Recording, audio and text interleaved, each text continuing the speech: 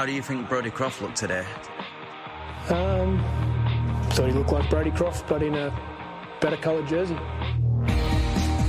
has won. The golden generation finally has its golden fleece. No England game, it seems, is complete without a Ryan Hall try. Jamie Peacock. Kevin Sinfield. Rob Burrow. Jamie Jones. In rugby league now. There aren't many in Super League that can do that. We just want to be a great friend, and if we can all try and be a bit of a better friend from time to time, I think we have a bit of a better place to live in.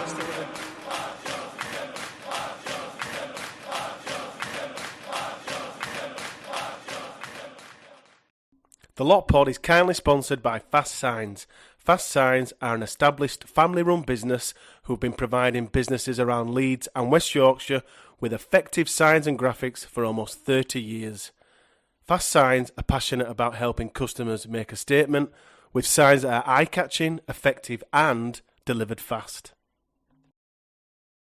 Hi everyone, welcome to the Lot Pod, the Leeds Rhinos Lot 17A podcast, kindly sponsored by Fast Signs, match review panel time. We're live again back on YouTube. This is the match review panel for Hull versus Leeds. Joining me as always, my right-hand man, my co-host, but our amazing Statman Reese. How the devil are you? I've normally had time after we record these match review panels to do something else that brings me joy, you know, like rewriting the wrongs, playing Rugby League Live, or making sure Leeds win the Championship on Football Manager. But this is the first time we've done a podcast or match review panel so fresh after a game. The last time was after the Wakefield result last year, which was an emergency pod. And this had the potential to be an emergency pod after today. And despite the fact we've won, I still feel really deflated. Disagree. The Wakefield game last year, as we call it, the Day of Doom. The Day of Doom. We had to go live after that Wakefield result last year, just due to pressure. It's like driving home and our phones are just blowing up like, to fucking God, you're going to talk about this. I said, Reese, I know you're not even home yet, but we have to do an emergency pod. Yeah. I don't feel that kind of vibe. I feel we won and we're going to talk about it and I'm happy. But who's on with us today? We have got Cameron on for his first match review of the season. Cameron, how are you? I'm good. I've got a thing in my face, but I'm all right. There we go. I need to apologise to everyone because since I got married, everything seems to have gone to shit, really. So if you can just go married wife's going well then, Cameron. Well, my married life's going fine, but Leeds' on-field performances haven't been great since then. What a strange way to ask for a divorce. Live on YouTube. Hi, I know we just got married like 2 weeks ago, but I want to divorce you. Why? Me? Can I change? No, it's Leeds Rhinos form. It's gone out the window. They've not been great since we got together in 2018, to be fair, so maybe it's all my fault. No, we can't say that. Legally, we can't say that. Congratulations on your marriage, by the way. It will get better. The Rhinos form, not your marriage. I'm digging a hole. I'm getting out of the hole. Match review panel time. Hull versus Leeds. We'll start in true Lot Pod fashion with the positives. I'm going to start with Cameron. What are the positives Leeds can take from this one? Got 2 points on the board, and remarkably, we're only see you next week, everyone. Yeah. Remarkably, we're only 4 points off top. Exactly, Cameron. My head. That's the Lot Pod yarn. Keep spinning it. I thought from just watching it just from the naked eye, I've not had a look at the stats, and I'm sure Reese will give us them later. I thought Gudemond had a few good carries. I thought we looked a bit better out of yardage than we have done in recent weeks, just in general, on both sides of the field. One of them was obviously because of Riley Lumb. Reese Martin, I thought, was very good, both in terms of just eating up meters, but also he had some nice touches with the ball that you might expect from a more senior, more experienced centre rather than a second row playing centre, and I think that just speaks to his class. It was very much a victory that you're likely to get when you are in poor form and you're looking to drag yourself out of it. And then also, I mean, this is negative, but it's a missed opportunity to improve points difference. Statman Reese, positives for yourself? The obvious one's Riley Lumb, but we've already decided there will be a dedicated section to that excellent young man later in the podcast. Yeah, effectively, we'll need another jingle, Mixmaster Josh. I think the other obviously positives for me, I felt McDonnell was more like the McDonnell from last year, and I want to talk about the stats later. I've got something that proves that and backs that up, so I thought he was good. And I think Martin. But Martin's always good. That's a standard, isn't it, from Martin? It's a positive that Martin's continued that form, but for me, the only real standout positive is Riley Lumb, and that's why we've got a standout section for him later on. It is. I've got down here 4 positives. I've got Riley Lumb, obviously making his debut. As again, Rita said, Cameron said, we're going to talk about Riley later because we can't just dust over his performance on his debut. I've got Leon Ruin getting game time. Alfie Edgehill. 7 minutes, Eddie. How is that a positive? It was 7 minutes he got. He's still getting game time. It's not a positive. I do like how Rowan. Why does Rowan stranglehold him to just 7 minutes? Weird. Because he's an idiot. And you said it. And we won, which is the most important positive. It was an important victory, and we won. Reese, shall we just jump straight in to Stats Corner? I feel this is a nice time to do that. Go. Here's a guy who's got a mouth like a snare and a voice like a cat trapped in one. It's Stat Man Reese. You are listening to Stat and Race with Stats Corner. Stats Corner. Stats Corner. You're listening to Stats Corner. You're listening to Stats Corner. Just for absolute context, normally when that's put in, we're not normally sat here. That's quite an awkward experience. Anyway, I did like that how me and Cameron were just like nodding along to that. And also, when you are here, as we are now live on YouTube and people can see us, it kind of hits home just how long that jingle is. It's because it's the most important section of the podcast because it's mine. Go ahead. So let's go into team stats first. So Rhinos had 4. Yeah, you're going to need it. I've got 3 pages to go through. 49% possession for the Rhinos, which was the 4th game in a row where we have had the lesser possession in a game. In terms of sets, we only completed 22, which again is the joint lowest for us in this season. And our completion rate was 66%, which again is our joint lowest for the season. Both of those stats are actually the 4th lowest in the league this year, and we've done them twice. From that perspective, the completion rate actually went up because at half time it was 50%. So another positive. There is a positive. I'm going to go now. Meters, we made 1,281, which I believe was our 3rd highest of the season. Post-contact meters, 566. Our average gain was 7 meters per carry. Plays in the opposition 20, my biggest bugbear in the entire world, was 27, the 2nd highest of the season, as it should be against a team like that. But errors, unfortunately, was also the highest. We had 16 errors on the night, which is our highest so far this season. Missed tackles, we only missed 22, which was our lowest, and meters conceded was 1,213, which was also our 3rd lowest. I also had a bit of a look into Hull's stats for this one, Eddie, and I decided to do that because I just wondered, well, Hull haven't been playing very well, so I wanted to see how their stats matched up for the rest of today against the rest of the season. So they had a great day, did Hull? Really great day.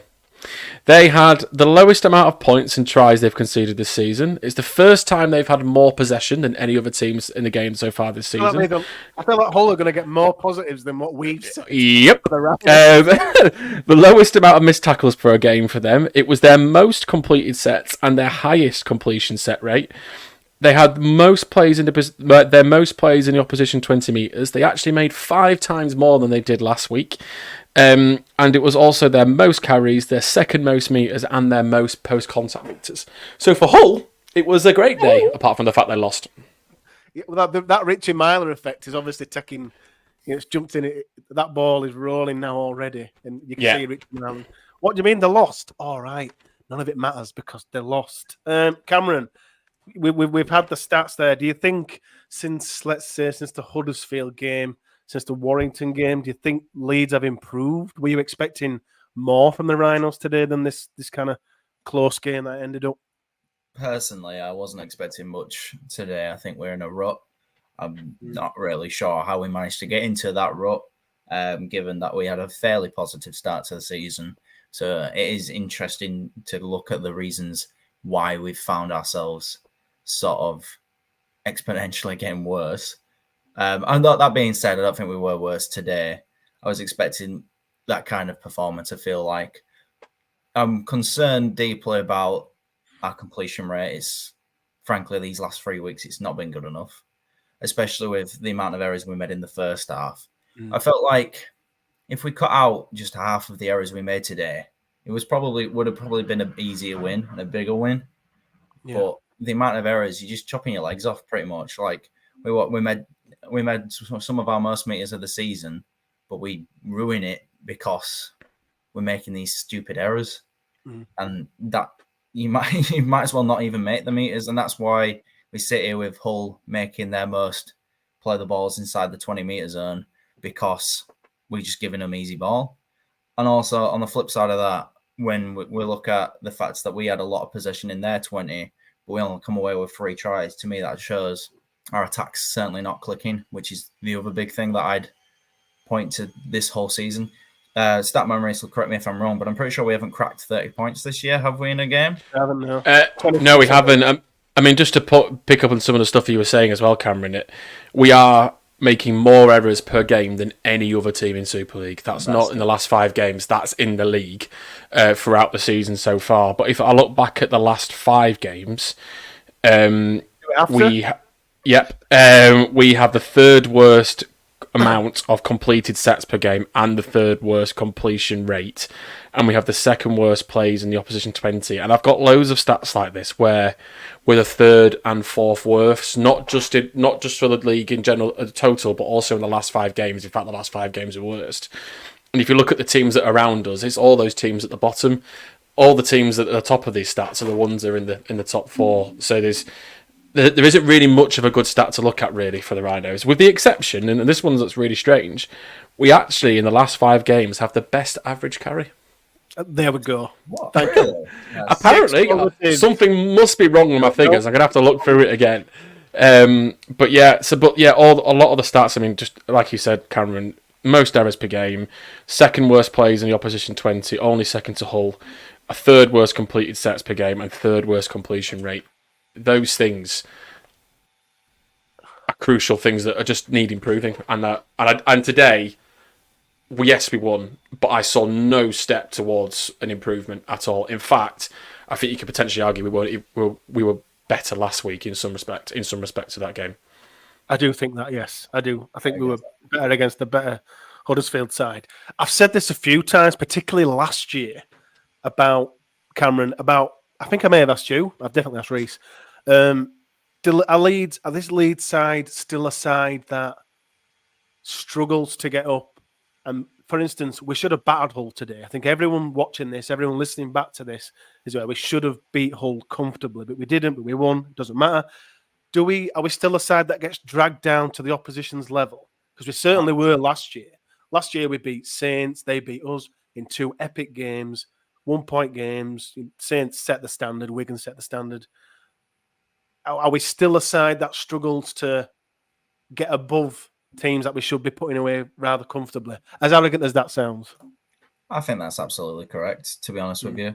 Certainly, when you think about, I know it's a fair few weeks ago now, but that first half against St Helens in the league game, not in the cup game, because I know that was a bit of a damp squib of a performance, but the league game was an outstanding start to the game from us, and that showed sort of what we are capable of. And you put that up against today's game, it's chalk and cheese. It's like 2 different teams. I do think we are the kind of side that performs better against a bigger team because we get up for it, and much more likely to not perform against so-called lesser team or a team that's not in great form, because I don't know if it's a motivation thing. I don't know if it's because we're almost like, it almost sometimes feels like we're a counter-attacking team, you know. So if we're not playing a team that's going to put us under pressure, we don't sort of rise to the occasion. I don't know what that is. However, I will caveat that with saying, and the stats back this up, that the recent performances seem to indicate that that was our level of the last 5 weeks. You know, that I'm not saying that's permanently our level, but our performances have been more akin to the bottom half than they have been of the top half recently, largely because of those errors and those stats that we've just spoken about. So, I've got more, Cameron. Shall we go through them? We've got third worst points scored per game, fourth worst points conceded per game, third worst try scored per game, fourth worst possession, third most meters conceded.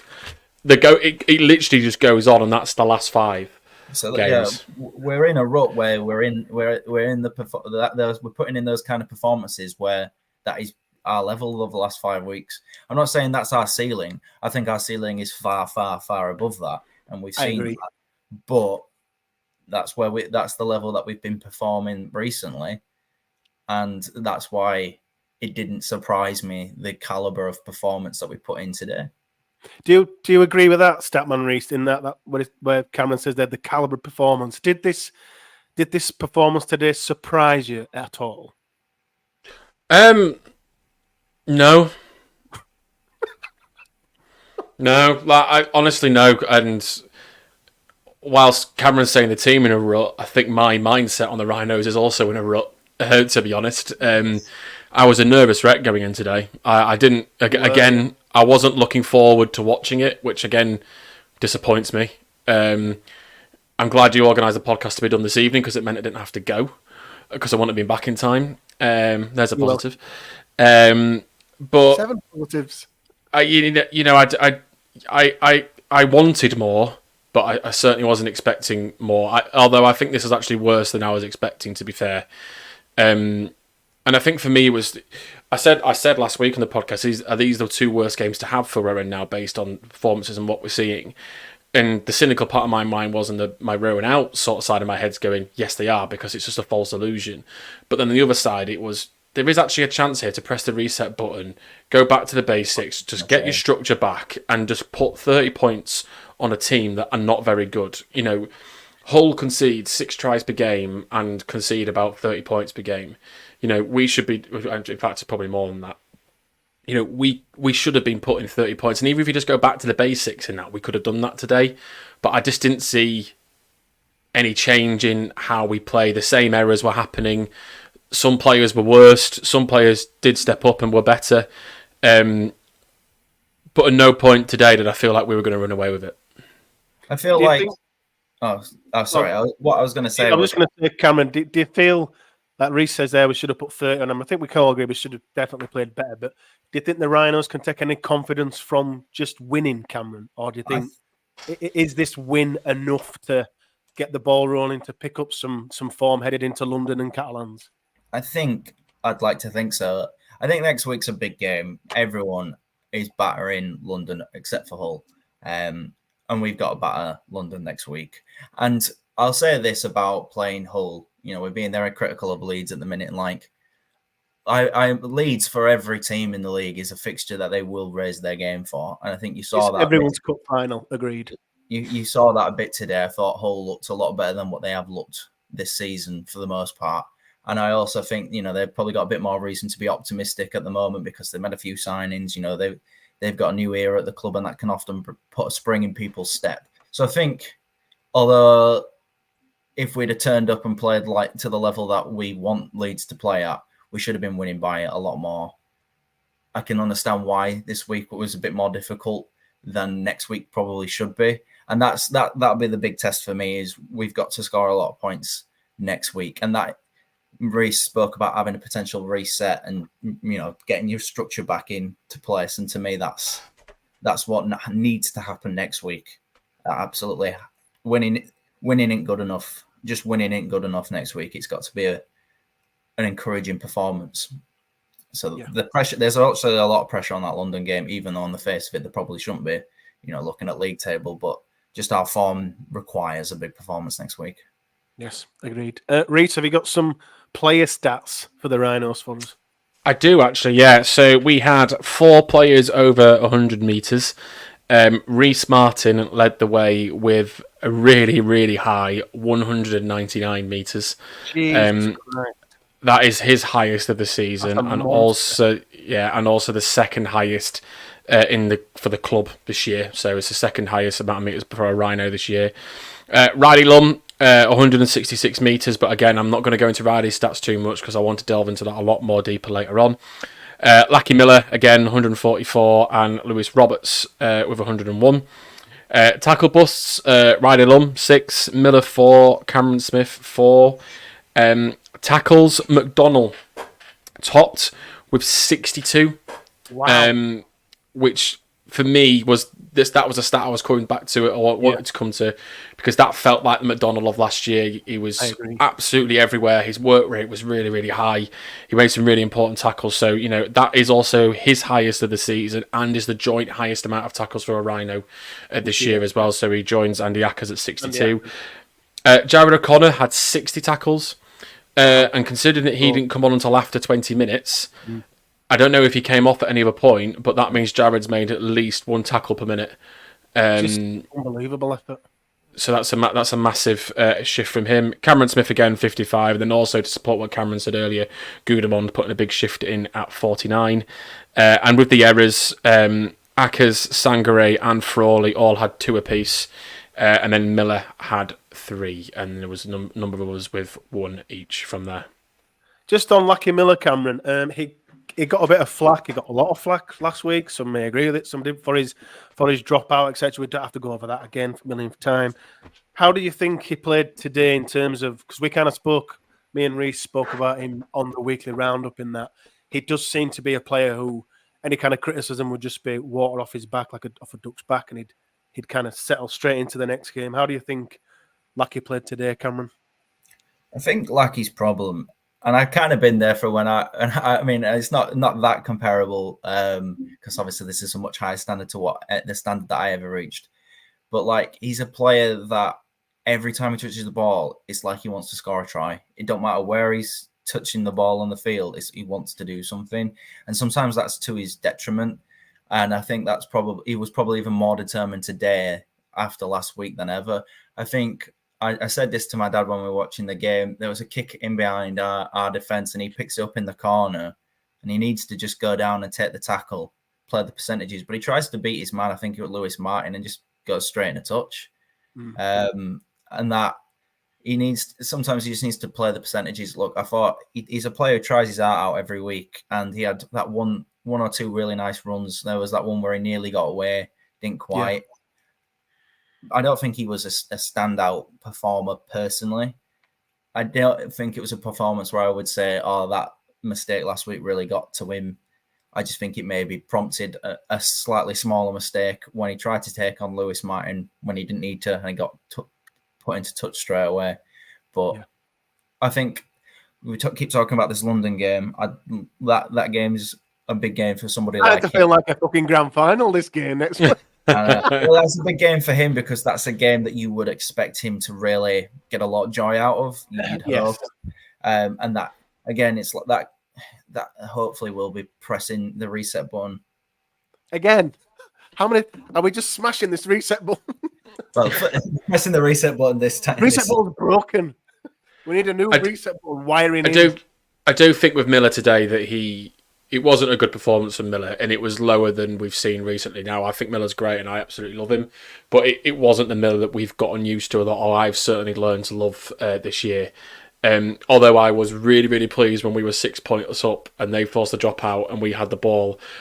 Part of me is going, they're going to do a short drop off here. I was just there going, please don't. I was so surprised that they didn't. But yeah, look, it wasn't.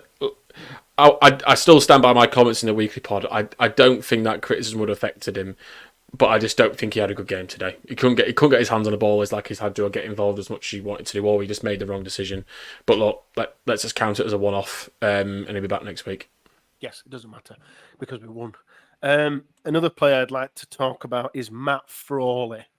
Just before I asked you two about your thoughts and opinions on Matt Frawley. On our YouTube live chat, we do stream this. We are streaming this podcast live on YouTube. I've already seen 2, 3, maybe even 4 people calling for Jack Sinfield. So I will ask you both that in a moment.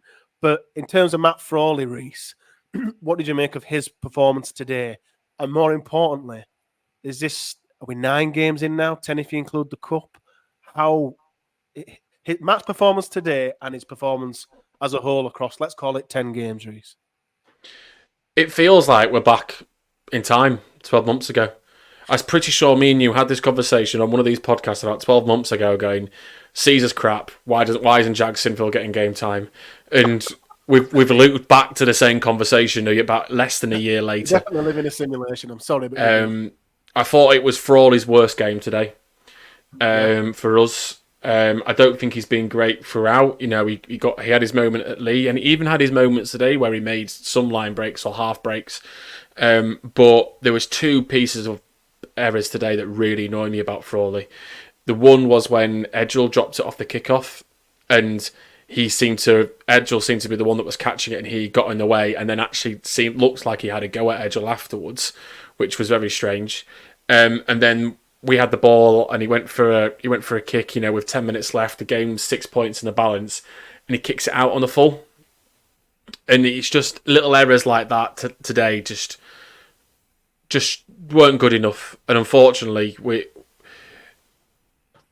Frawley's progression is matching the progression of the team at the moment, which is a downward trend. Do you agree with that, Cameron? Just in terms of Frawley, do you think Frawley's a player that's suffering because the team's suffering? I'd agree with that that sense. I think there's a lot of players who are suffering because the team's suffering. Yeah. I'm not sure I'd be as harsh as Reese on his performance today, but that being said, the kick out on the full, the second one, because he did 2, unfortunately. Oh, he did 2. Sorry, yeah. And that is a common theme this season. But the second one, I just didn't understand because I think he was going for a 40-20. I'm pretty sure that's what he was going for. And like we were the team who were winning 18-12. We were the team trailing 18-12, and we were doing all right for meters. I just didn't. That needed to be another carry and then a kick into the corner. We didn't need to go for the 40-20. And if it comes off, it's flashy. It's an amazing play. But is that not a play that you live and die by, Cam? You know, because it pretty much is. Exactly. I can see what he's trying to. Everyone can see what he's trying to do there, and someone mentioned it to me earlier, saying, which is fine. You know, everyone knows what he's doing, but like you just said there, in that time, Robert, when it's 18-12, if he's going to make that play, he has to make it. If he's going to kick it, he simply has to make it. Now, I kind of look at it as I'm probably on my own on this, that he's got some confidence because he's backed himself in that moment to go, you know what, I can ping this 40-20. So in terms of him kind of suffering because the team's suffering, he obviously backs himself in certain situations. I think when I say I think he's this applies particularly to Frawley, it's very difficult to kick when your team is on a beaten pack. Now, I'm not saying we're on a beaten pack today because the stats don't support that, but I feel like a lot of times this season when he's playing behind a beaten pack and producing a good kicking game behind a beaten pack is very difficult. That was the wrong play at that time.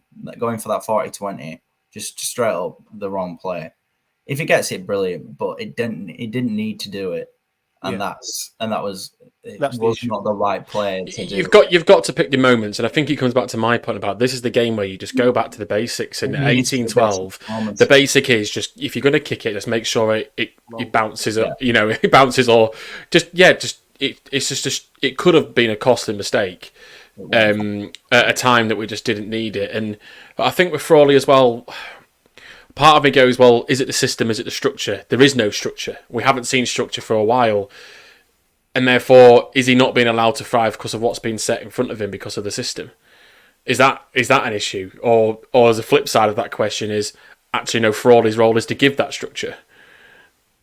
That's kind of what we said when we brought him in, right? We kind of said he's going to take us around the park and Brodie Croft's going to play off the back of him and kind of play the more off-the-cuff stuff. I do think he will improve. I've kind of been saying that 10 games now, which I am starting to worry now. I think Cameron hit the nail on the head again, as he always does, about it is becoming a theme with him kicking out on the full. And I've said this previously that if he's kind of going to contradict myself, but if he is struggling in terms of mental fatigue or is worried or he's got the jits or the yips, as they call them, let someone else do the kicking and just gradually bring him back into the game. But we do need someone out there to guide us round and to do the majority of the kicking. But my biggest worry is it is becoming a theme for him now. And I can't remember if someone said on this podcast, it was his first kick in the Salford game, flew straight in out on the full. And someone said from that moment, I can't remember who it was definitely someone. It may have been Sam.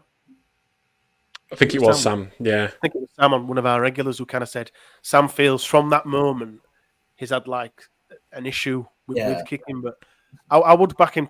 I would back him to come good, but I think he's shown some really nice. There was that pass last week for Jared O'Connor's try, which I thought was lovely, and there was a couple of he made that sort of half break where he just couldn't get the offload away. I think Reece Martin were coming up on his inside, and he just couldn't get the ball away. Like I've seen bits in him where I think there could be a really good number 7 in there. Yeah, I agree. Yeah, but I mean, unfortunately today it'll be overshadowed by that mistake. And I don't think I also don't think that time's on our side. In that, I know we're in round 9 and everything else, and there's still plenty of games in the season. But I do also think that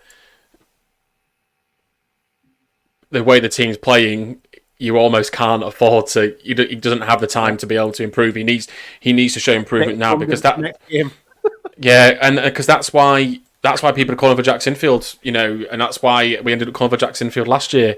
There's an argument that the London game is probably the perfect opportunity for Jack to come in and play. So and what does Jack think when he sees that performance and all these performances, and when does he get his opportunity from that basis? Because my concern with Jack is if he's not playing in the Championship, he's just playing reserve grade. He's not playing at a competitive enough level to be able to make that next step. And if the block at the moment is Frawley, there's an argument that it needs to be swapped around. So Reese says there, Cam, lots of people in our YouTube live chat have called for it. Cam, do you think the London game, do you think it's still Matt Frawley, or do you think something should change there and Jack should be parachuted in? Because I kind of said at the start of this year, back end of last season, that there's Jack Sinfield games where we should win, where Hull, for instance, and London next week, where everyone is 99.9% certain we are going to win those games. And I feel that those games are, quote-unquote, Jack Sinfield games, where he should be playing 5 to maybe 10 games a year just to kind of bed him in. How do you see it, Cameron? Do you think Frawley will still stick around, or do you think it's now time for Sinfield 2.0?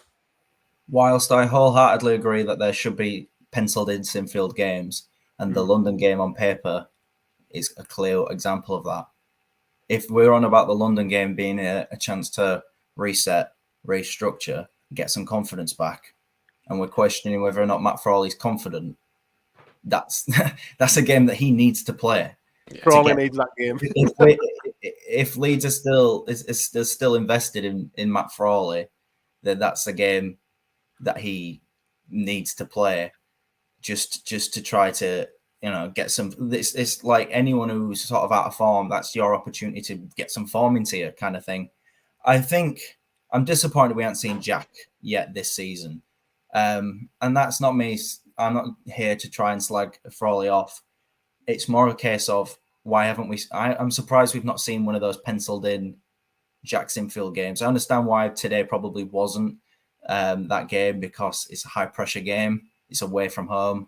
I kind of get it. You don't want to throw Jack in at the deep end and then have him sort of... I don't think he'd get the same level of criticism if he'd been the one who kicked out on the full, because he's got this side of having the youth. But I'm disappointed. I like maybe the Castleford game could have been a Sinfield game. I mean, we've been unlucky again with the Challenge Cup draw. It always seems to be the case. Like, if we'd have got a Championship team in the Challenge Cup draw, that would have been a perfect opportunity. I think a Sinfield game has to come because he needs game time. Otherwise, all of his development will go down the pan. But it's picking your moment. I mean, would you consider a Frawley Sinfield partnership, I don't think I'd No. do that really, because I think they're too much alike, and also Only in my nightmares. and also if we're restructuring and trying to get form and trying to develop combinations, then you need to stick with Frawley and Croft to try to get that next week, because again, that could be a good opportunity for them to do that. Before we move on from Frawley, I won't say the number yet, but the feeling from fans is that was his worst performance of the season, because at the moment his rating is his lowest of the season so far. Just to finish that off. Well, that's a little nod to coming up later in the podcast. Right, let's talk about the biggest positive of the whole game, and one of the biggest positives of the Rhinos season so far. Riley Lumb was given his debut by Rowan Smith today. Reese, do you have some stats for us? I do. Before I give the stats, I also feel like we owe Riley an apology, because me and you were talking about all these young wingers that had the potential to put a stake for a place, and the one name we didn't mention was Riley Lumb. And people got the gist. For those that are wondering, me and Reese were talking the weekly roundup, saying that it should be a shootout. We should have two young wingers. Ned McCormack and Jack Smith, and I mentioned Riley Lumb, but people got the gist of what we're talking about, and it happened, Reese. We've had a young winger come in and absolutely blow everyone to smithereens. Yeah, so I mean, look, let's talk about him. So sorry, I'm just trying to find the tweet. So he had, I've lost my tweet. Hang on a minute, I've got it. It's right. So he obviously scored 2 tries today. He had 16 carries for 166 meters.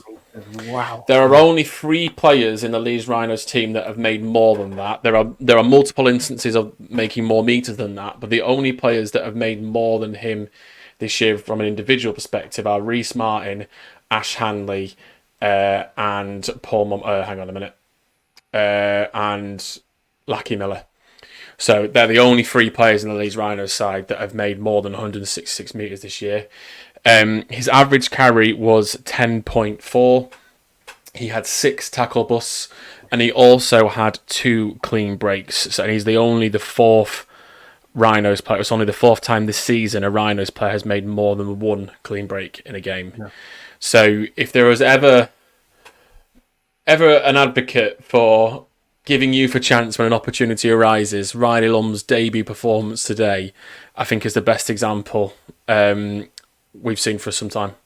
Not many people in Rhino's recent history, Cameron, have had a debut as good, as outstanding as Riley has today. Oh, absolutely. I think it was one of the best debuts from a young player there's been for a very, very long time. I compared his performance to 2015 Ash Handley. I know Handley made his debut in 2014, but just his ability to make meters. He's obviously, I think he's the same age actually as Ash Handley was in 2015 as well. I think they were both. He was 19.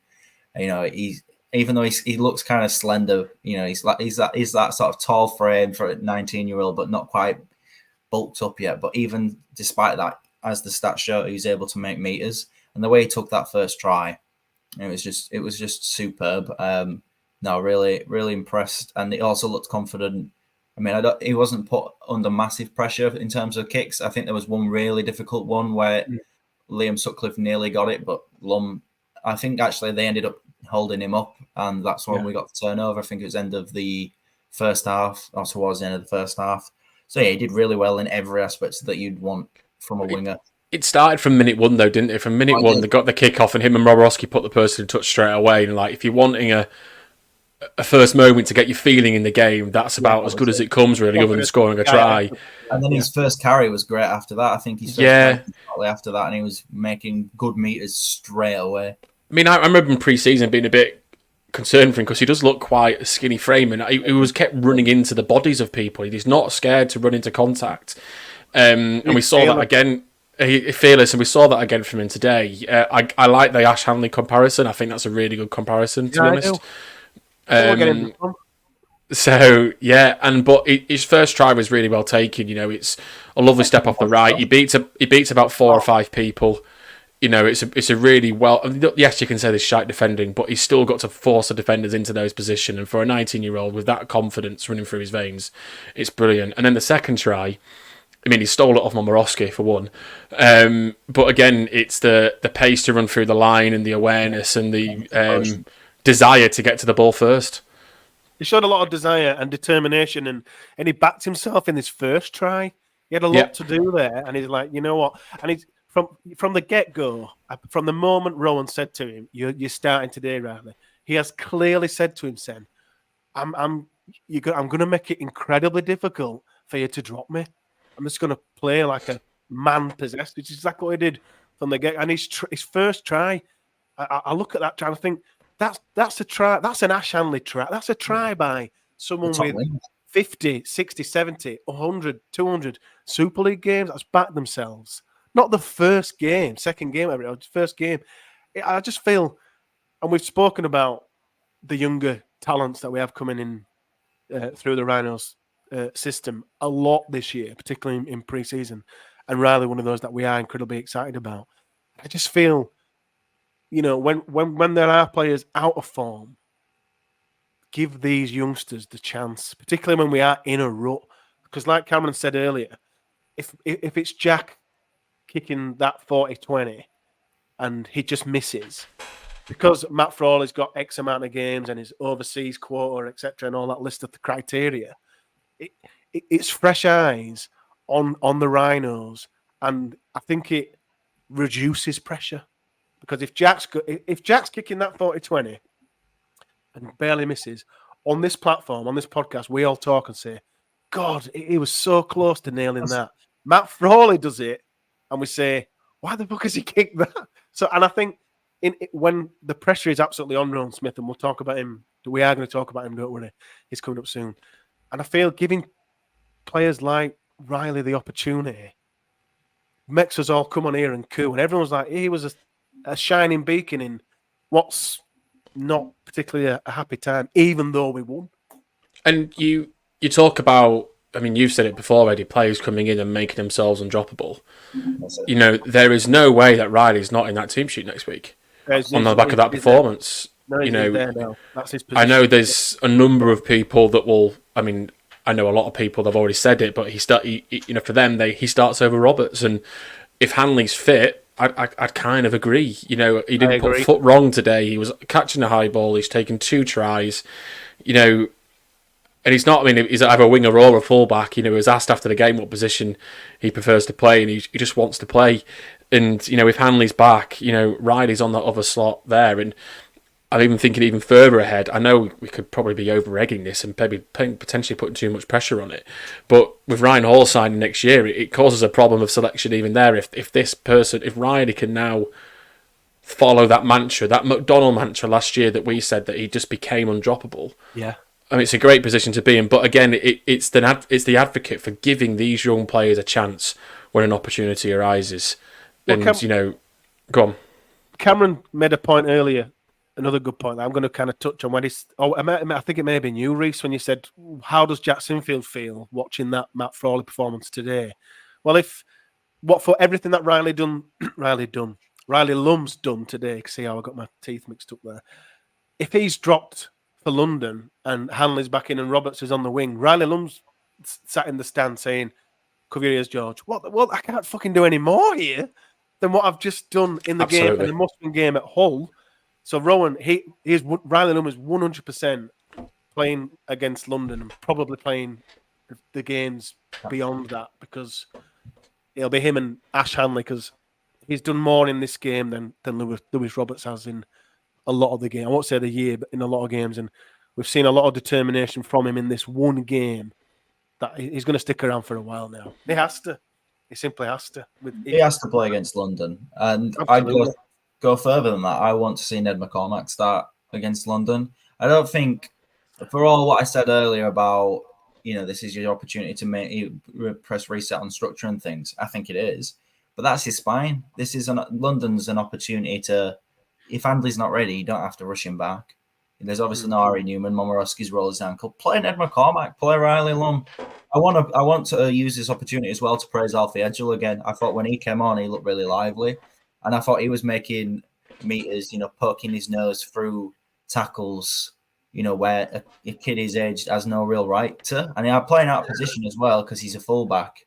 So I want to praise Arsenal as well. And you talk about last week when we had players out of position and Huddersfield attacked that side, and I didn't think Hull really should have gone down that side with Roberts and Edgell because it's quite a young, inexperienced partnership. But again, like you say, Edgell, he stood up to the plate against Hull KR, and he didn't put a foot wrong today. I mean, another youngster really that should be given his shot because of player form is Tom Nicholson-Watton. Sangaré again today showing, for me, I don't see... I mean, Richard Silverwood put a tweet out today about it. I actually found myself agreeing a lot with Richard Silverwood today, which was quite concerning. But even he said today that he doesn't see what Sangaré offers that Tom Nicholson-Watton doesn't. And again, it comes back to what you were saying, Eddie. How am I not getting the team when that's the performance that we're seeing? And Tom Nicholson-Watton, I do not want another Sam Walters scenario. Because when we talked about... What the fuck is that guy? When players left last year, we said that most of the players, with the exception of Sam Walters, had gone on to worse scenarios. If Sangaré leaves, he doesn't go join your Wiggins and your St. Helens, but Nicholson-Watton potentially could do. And that's a player we shouldn't be losing. So again, I would actually be saying Nicholson-Watton needs to be, again, as another youngster that we just have to back. We've got a terrible track record of losing quality young forwards, aren't we? I mean, you think about Rob Malone. I mean, some people Minchella. There's Kyle Amora went on one. I mean, I know towards the end of his St. Helens career wasn't great, but at the start of his Tyler Dupree. We've got to somewhere along the line stop that and make sure that we keep those players. Shall we talk about someone else? I think we've barely touched on it. I think we've barely. The elephant's in the room again. That rainbow-coloured elephant. He's here every week. He's here every week, this elephant. Rainbow colour with a unicorn horn, farting rainbow glitter. Yes, it is Mr. Rowan Smith. We've kind of, through the last 3 or 4, maybe 2 podcasts, Cameron, you may have been listening, and those at home watching on this or driving, have you listened to this? We've kind of been doing a Rowan out thermometer meter type thing, just to gauge how our regulars are feeling on Rowan. Reese has done his past 2 weeks, and we'll come to him in a moment. But in terms of, well, first of all, are you Rowan out, Cameron? And if you are, what kind of gauge in terms of percentage are you for Rowan to be out and to leave the club? I'm not Rowan out, and I know that'll enrage a lot of people. I think he's under a lot of pressure at the minute. I also think he's a coach. He's the coach in Super League who ignites the pressure more than anyone else. And the reason I say that is because of the style of play that he implements. So, his philosophies are like unlike anything else in Super League. And that opens the door to criticism. Because he's going against the norm, it opens the door to criticism. That only incites further pressure. So he's under immense pressure. He had to win today. And they have to perform very well against London. There has to be some sort of show of improvement after the rut that we found ourselves in over the last few weeks. I think something needs to be done about our attack. I don't know if that's getting a new assistant coach in. I don't know, or just changing the approach. Because the thing is, our team, and Rowan Smith's team, is designed to play off a fast ruck. You're not going to get that in Super League. It's been made abundantly clear that you are not going to get a fast ruck in Super League. We thought we were going to do. There was the first few games it looked like we might do, and that surprised me that they were probably our best performances. And then it's gone, and it's not coming back. And I think we talk about where's the structure. I think now's the time we need to put in some sort of attacking structure, because I think ultimately our lack of points is what's killing us. I think in a lot of games, the Huddersfield game, I thought we were on top and we needed to score more points when we were on top. We didn't. We lost. Today, it could have been the similar situation. We were on top in the first half an hour to half time. I thought we should have been 2 scores in front at least at half time based on having that amount of possession. Now, errors are killing us, but so is not scoring. I think in the first 2 minutes, we put somebody out into touch and we have an attacking set. we don't score, and we end up conceding the score. first try of the game. Yeah. Do you know, I know you can't score off every attacking set, but we bloody should be. we're not, and I'll caveat that by saying I know we're missing a lot of strike at the minute, but there's just the structure's clearly not working. I'd also question there seems to be a lack of offloads. I don't know what the stats say on that, but when I think of a fast-paced team, I think of a team that wants to offload. I think we should maybe try to introduce a few more offloads into the game. I just think that, defensively, I don't think we've been terrible this season. There was the sort of anomaly against Warrington when we just collapsed. Yeah, towards the end. Yeah, I agree. Huddersfield, they smartly exploited players out of position. I think they're the only 2 times we conceded 30 points out of there. Every other game, I've not been that dismayed by defence. So defence is all right. I just think something needs to be done about our attack. And if we continue to not score points, and next week is a must score a lot of points. And I know that's a bit disrespectful to London. Must score a lot of points. Must score off every set. But that's where the pressure will mount even more. So, Statman Reese, Cameron's 0%, Rowan out. Can you just remind everybody what you were last week after Huddersfield? Because I can't quite remember. I don't think I gave a percentage because I think originally when you first asked me this question, I think I was around 65, and then I was in the 95 percentile. So why are you now? I'm 100%. I'm 100% in the decision that Rowan's not the right guy to take us forward. So if Rowan, and I've said this. Go on. By you're 100% Rowan out. By that, do you mean he needs to be sacked now, gone? And if Rowan's gone, who would you like to see come in, Reese? You know what? I can't give an answer to any of those questions because at the moment, I don't know who we'd bring in, and that's honest because and that's a question that I've asked myself. It's a question that I've asked other people previously when I've been in favour of keeping Rowan because Super League isn't, and Rugby League doesn't have abundance of coaches that are available. We don't have an assistants in the Rhinos that are strong enough to take on this team temporarily. So look, I understand that, you know, and that's why I said I think he's not the right man to take us forward. The decision when he goes, I don't think it really matters, to be honest. Because I think it'll be the end of the season. I think it might even be mutual. I think it'll be one where Rowan decides he doesn't want to stay anymore, and it'll be an easy get out for Gary. But yeah, I think it comes a bit back to what your point was. If they were going to do it, they'd have done it after Wakefield last year. But my decision, my mindset doesn't change what Rhinos will do. But I just fully believe that he isn't the man that's going to take us forward, and he's not the man that's going. I mean, the stats that I've mentioned earlier. If you look at the league as a whole so far this year, it's 4th worst possession so far, 4th worst points per game, points scored per game, 5th worst points conceded per game, 3rd worst tries scored per game, 4th worst completion set and completion rate, 5th most conceded per game, 2nd worst plays of the ball in the opposition 20, and the most errors per game. We are currently in a place in the table where they're the worst of the people that could be in the playoffs. Other than that, everything's all right. So I just don't see. I've not seen enough evidence from Rowan over not just this year, last year, where he can change his ways and adapt to improve the side and get the best out of what is a very, very good side on paper. I think that's the crux of it all. Personally, is can he adapt to the rules that have been not necessarily set out by the RFL, because I do think what they've said and what they are doing is different. That's Super League and Rugby League in this country is not adapted for 30 years. Rowan's not going to change that. So Rowan needs to adapt to the league or move on. That's the big thing is if it's a big few weeks for him. London's a big game, and then the level of performances after that. It doesn't matter so much about result against Catalan, but it's the kind of performance that we put in against Catalan.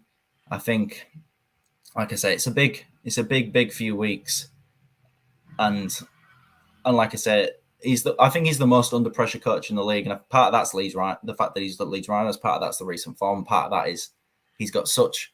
I love listening to him talk about his philosophies. I think they're really, really interesting. I don't, and I think it's talking out of his arse.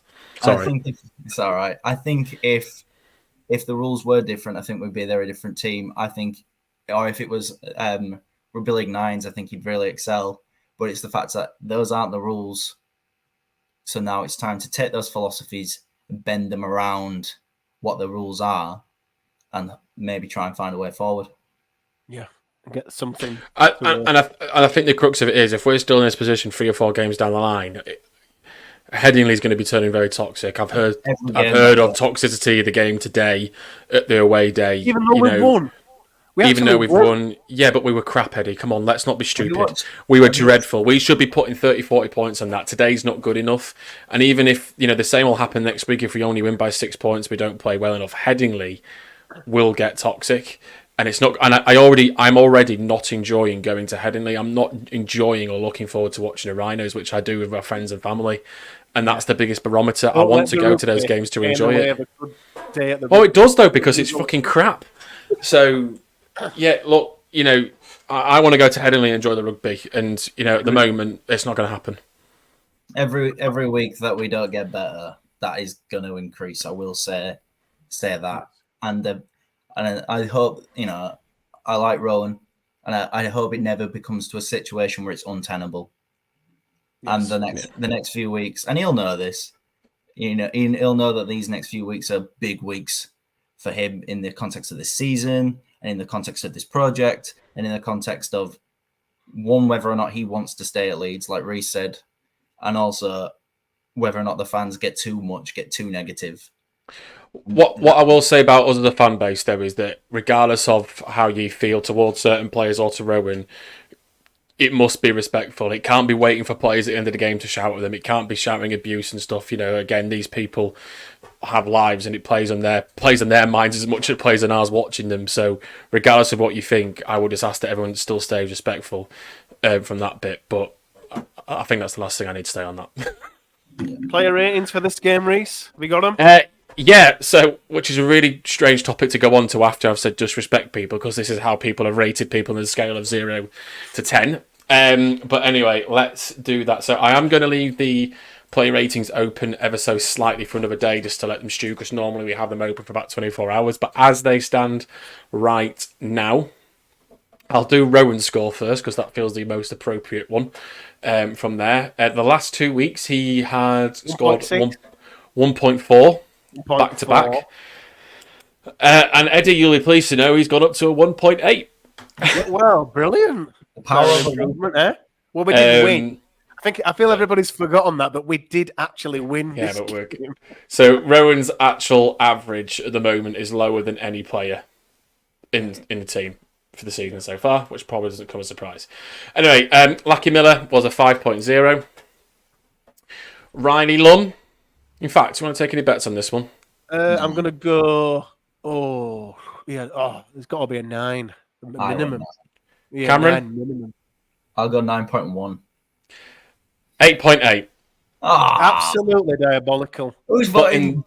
That is incorrect. But in the barometer of the player ratings this year, 8.8 is the joint highest for any Rhino this year. So what we are still saying, despite the fact it should be higher, I agree, is that matches the best.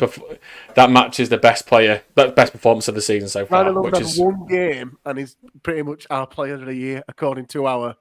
Well, no, because I think we'll have to do more certain minimum number of games for an average, but anyway.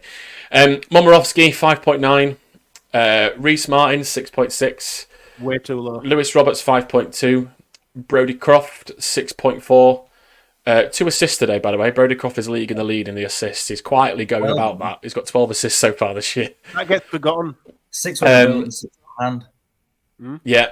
Matt Frawley, 2.6, which is his lowest so far this year. Mikolaj Oledzki, 5.7. Akers, 5.8. Justin Sangare, 4.0, which People know that we won this game. Yeah, but we're crap, Eddie. Which is his second lowest of the year. James McDonald, 5.4. Mikael Gudemon, 5.6. Cam Smith, 6.0. Sam Lasone, 5.7. Jared, 5.7. Leon Ruin, 4.9. I always feel sorry for the players that play 7 minutes, because what can they do? But anyway. Alfie Edgell, and then finally Rowan got more than double Matt for all his scores. Yeah, to be fair, yeah. And Alfie Edgel is 5.1. God blimey. Yeah, people forgetting that we actually won this game. So if we had to do the Fast Signs Player of the Match, Cameron, who would get your vote? I think this is a clean sweep. A bit of a silly question this week. I don't know. Who should it be? Riley Lumb. Riley Lumb. Do you agree with that, Reese? There are honourable mentions that I think should go out there, primarily to Reese Martin and James McDonnell. Yeah. But it is obviously, it's probably the most easiest decision I think so far this year, but easily Riley Lumb. Yep, agreed. Riley Lumb, you are the Fast Signs Player of the Match. Is there anything else we need to discuss, gentlemen, before we wrap this up? All happy? All done? This wasn't a therapy session, but I still do feel a tad better. That's why I didn't say it, because you can't have a therapy session if you win. Yeah. That's a lot of pod. Yeah. That's the terms and conditions of the lot pod. Well, that was brilliant. Thank you, everybody, for watching. Thank you to Reese, as always. Thank you to Cameron, as always. We'll be back with the midweek roundup, midweek, some point this coming week. If you have enjoyed the show, please do consider giving us a thanks on YouTube. Please do subscribe to us on YouTube. We do put all of our content onto YouTube, and we're trying to push forward for those 1,000 subscribers. So please do subscribe, hit that notification bell, and you'll be notified every time some new content gets uploaded. And if you have enjoyed today's show, if you do enjoy what we do on this podcast with the content we create, we have also opened a Patreon page. The details are on our X account. That's Lot 17A.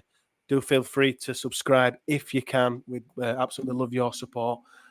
All the funding just goes towards getting new equipment, helping us with everything podcast included. So please do consider that. And whether you do or don't, we all love you watching. We love you engaging with us, and we love your support. And we will be back with that midweek roundup. Everybody, we won the game.